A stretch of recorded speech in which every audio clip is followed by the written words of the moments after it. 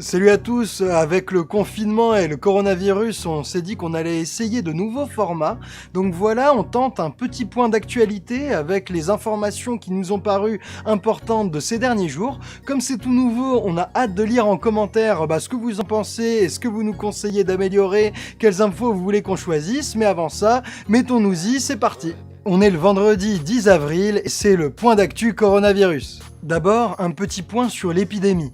Alors, on va pas vous ressortir tous les chiffres des cas détectés, du nombre de morts. On n'est pas Jérôme Salomon, mais on avait envie de revenir sur un chiffre qui nous paraît porteur d'espoir. Pour la première fois, le nombre de personnes hospitalisées en réanimation diminue. Le jeudi 9 avril, il y avait 82 personnes en moins en réa que la veille le mercredi au soir. Jeudi, c'était la première fois que nos services de réanimation se vidaient. Il est donc possible qu'on ait atteint ce qu'on appelle le plateau épidémique. Ce chiffre est d'autant plus encourageant que le conseil scientifique, tout récemment, il a dit que pour envisager une levée de confinement, il fallait que le nombre de patients baisse en réanimation pendant 14 jours consécutifs. Donc là, on est au premier jour de baisse, il est tout à fait possible que ça reparte à la hausse demain, après-demain et que ça casse, mais dans tous les cas, ce chiffre de 82 patients en moins en réanimation, c'est une très bonne nouvelle, et comme on en a très peu en ce moment, autant insister dessus, ne boudons pas notre plaisir. L'autre info qui a retenu notre attention, c'est la visite de Macron à Marseille dans les services de Didier Raoult. Didier Raoult, c'est le Patrick Sébastien de la Timone, et il a réservé à notre chef de l'État l'exclusivité mondiale des premiers résultats de sa toute dernière étude sur son supposé remède au coronavirus, la chloroquine. Cette visite du chef de l'État, elle pose des questions notamment au magazine de la prestigieuse revue scientifique Science. Dans un article, Science revient sur cette visite et s'interroge sur la publicité que Macron a donnée à ce remède, la chloroquine, dont l'efficacité n'est pas encore prouvée. L'article de Science revient d'abord sur les failles méthodologiques des essais cliniques conduits par Didier Raoult. Les principaux problèmes, c'est l'absence de groupe de contrôle, la sélection des patients et l'élimination d'un patient décédé du coronavirus de son essai clinique. Mais surtout, l'article de Science y revient et il insiste sur les propos de Jean-François Bergmann, ancien chef de service du département de maladies infectieuses à l'hôpital Saint-Antoine de Paris. Le docteur Bergmann dénonce ce qu'il appelle le populisme médical, c'est-à-dire le tapage autour de Raoult et de la chloroquine auquel contribue Emmanuel Macron. Il dit que dans certains hôpitaux, il y aurait jusqu'à 4 patients sur 5, c'est-à-dire 80%, qui refuseraient d'être traités par n'importe quel autre médicament que la chloroquine, alors que la chloroquine, il le rappelle, peut comporter de gros dangers sur la santé et n'a pas d'efficacité prouvée contre le coronavirus. À ce sujet, un article paru jeudi soir dans Le Monde tire la sonnette d'alarme.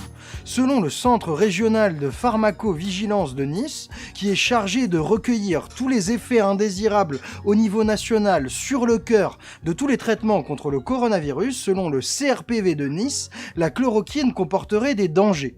Selon le CRPV, depuis le 27 mars, c'est-à-dire depuis moins de 14 jours, il y a 54 patients qui ont connu des complications cardiaques graves. Il y en a 7 dont le cœur s'est arrêté et 4 qui n'ont pas pu être sauvés.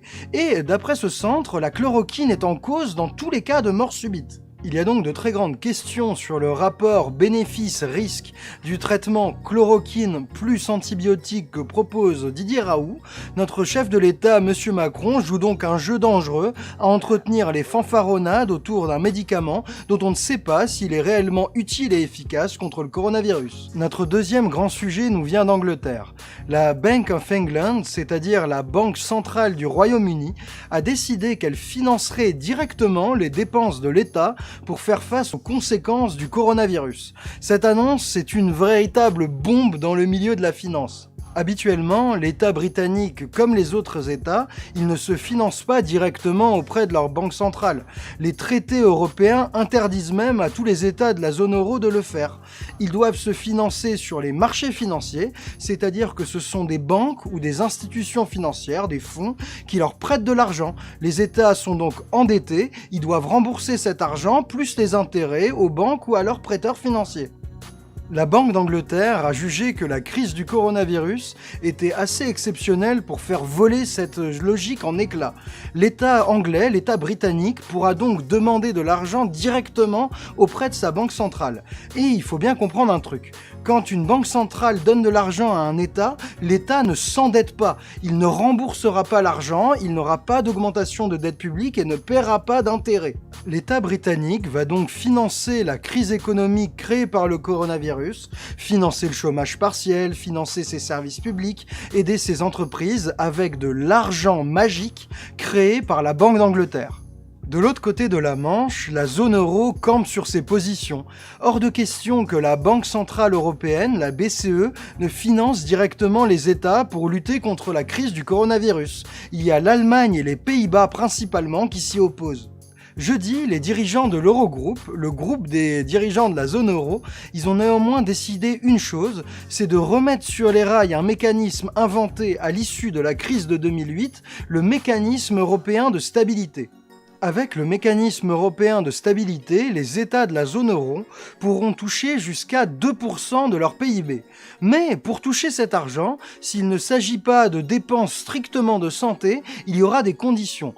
Pour toucher cet argent, les États devront s'engager à mener des réformes structurelles. Ces réformes structurelles, ce sont des mesures d'austérité, c'est-à-dire des hausses d'impôts, des baisses de services publics ou des privatisations.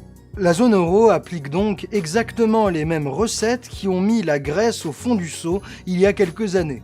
Bref, alors que l'Angleterre semble avoir pris la mesure de l'ampleur de la crise économique liée au coronavirus et semble avoir décidé d'innover et de changer un peu de logiciel économique, la zone euro en face reste prisonnière des logiques du passé.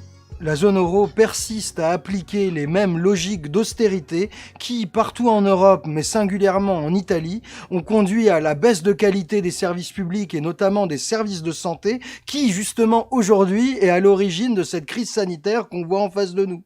Maintenant, parlons d'une nouvelle inquiétante qui nous vient de Corée du Sud. Le Centre coréen de suivi des maladies a annoncé que 51 patients qui avaient été guéris du coronavirus ont fait une rechute. Ces patients avaient été guéris du virus et testés négatifs à de nombreuses reprises. Mais quelques jours plus tard, de nouveaux tests ont montré que le virus semblait être réapparu dans leur organisme. Pour le moment, les scientifiques coréens pensent qu'il ne s'agit pas d'une recontamination, mais ils n'en sont pas sûrs. Ils pensent qu'il s'agit plutôt du virus qui serait resté dormant dans l'organisme de ces personnes pour après faire une nouvelle percée plus tard. Mais pour en avoir le cœur net, la Corée a décidé de conduire une enquête épidémiologique et médicale fine pour savoir ce qu'il en est. Affaire à suivre donc. Maintenant, des nouvelles du gouvernement français. Après le mensonge d'État sur les masques, on semblerait se diriger vers un nouveau un mytho sur le patient zéro. La France en ce moment est à la recherche du patient zéro, c'est-à-dire le premier cas français positif au coronavirus. Les premières suspicions, elles pointaient du doigt la base militaire de Creil dans l'Oise. Pourquoi ? Eh bien parce que ce sont les militaires de cette base militaire de Creil qui ont été chargés de faire le rapatriement de tous les Français installés à Wuhan. Ce rapatriement a eu lieu fin janvier et quelques jours plus tard, l'Oise est devenue un des premiers grands foyers de l'épidémie de coronavirus en France et même plus inquiétant, un civil qui travaillait à la base militaire a été testé positif au coronavirus quelques jours après le retour des militaires. Donc tous les regards se tournaient vers eux. Malgré ce faisceau d'indices, Florence Parly, la ministre des Armées, a toujours affirmé que ces militaires qui revenaient de Wuhan avaient été rigoureusement testés et confinés à la suite de leur retour. Elle l'a même réaffirmé le 4 mars sur le plateau de France 2. Or, Le Monde dévoile mercredi une information capitale. En fait, ces militaires qui revenaient de Wuhan n'ont été ni testés ni confinés proprement. L'information vient directement du colonel Bruno Cunha, responsable de la base militaire de Creil. Nous avons donc la preuve d'un nouveau mensonge de la part du gouvernement français et, plus grave encore, on remarque que des négligences ont probablement conduit au démarrage et à l'accentuation de l'épidémie de coronavirus en France. Toujours à propos du gouvernement, on a appris ce mercredi que le directeur de l'Agence régionale de santé du Grand Est, Christophe Lannelongue, avait été remercié. Ce monsieur s'est fait connaître en déclarant la semaine dernière tout tranquillement à l'Est républicain qu'il n'y avait aucune raison de remettre en question les 400 suppressions de postes prévues dans la santé dans le Grand Est, que la trajectoire devait rester la même. Le gouvernement a estimé que ces déclarations faisaient tâche dans son discours du « c'est la guerre, ne comptons pas les sous, donnant plein d'argent aux soignants » et a donc décidé de virer ce directeur de l'ARS. Espérons que le gouvernement sera aussi exigeant envers lui-même quand il s'agira de tenir sa promesse et de débloquer réellement les sous et les moyens pour l'hôpital et la santé publique comme il s'y a engagé. Voilà, c'est fini pour notre petit point d'actu. On a vraiment hâte d'avoir vos retours, donc dites-nous si ce format vous plaît. On va essayer de reproduire l'exercice de temps en temps pour voir si ça nous convient et nous améliorer. Dans tous les cas, nous, on vous fait plein de bisous et franchement, prenez soin de vous et de vos proches dans cette période difficile. Et comme d'hab, gros big up à la première, à la deuxième ligne, à tous ceux qui taffent et qui se mettent en danger pour que notre vie continue. Ciao les copains!